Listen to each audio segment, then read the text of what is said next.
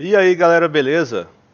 Bom, hoje a gente vai falar um pouco sobre esse efeito aqui que tem muita gente me pedindo, que é esse efeito de desfoque.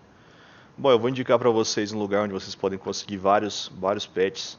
Inclusive, eu procuro bastante lá. É a Posit Labs, tá? Eles têm um GitHub aqui onde eles disponibilizam vários patches onde vocês podem baixar aqui. Praticamente todos isso aqui tem algo a ver com Blur, então eu vou utilizar apenas dois aqui de exemplo para poder mostrar para vocês, que é o Blur Directional e o Blur Gaussiano, que é o que a gente está utilizando agora. Muita gente tem me perguntado também como fazer para poder criar aquele efeito, ficar o blur aqui e sumindo, então vocês podem fazer a utilização do alpha. Aqui é um exemplo onde eu usei o Face Mesh Mask, mas você pode criar algo que seja mais sutil a diferença, né? Vocês conseguem perceber aqui quando o nosso alpha começa a funcionar aqui. Então você pode fazer de uma forma mais suave também.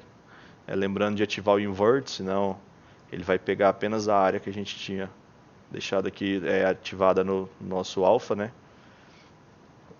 E o outro blur que eu deixei aqui é o Blur Directional, que eu quero mostrar para vocês também, que ele é bem legal. Você consegue colocar aqui a força que você quer que esse blur tenha.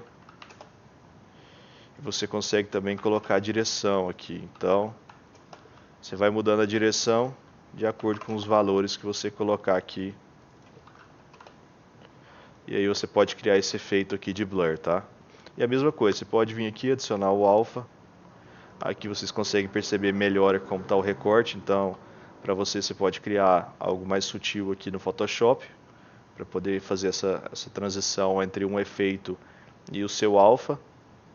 E acho que vai funcionar e já vai resolver bastante os problemas que vocês têm tido aí sobre isso. Bom galera, já deixa seu like aí, tá? Se inscreve no canal. Qualquer dúvida pode deixar nos comentários. E valeu, falou e até o próximo vídeo.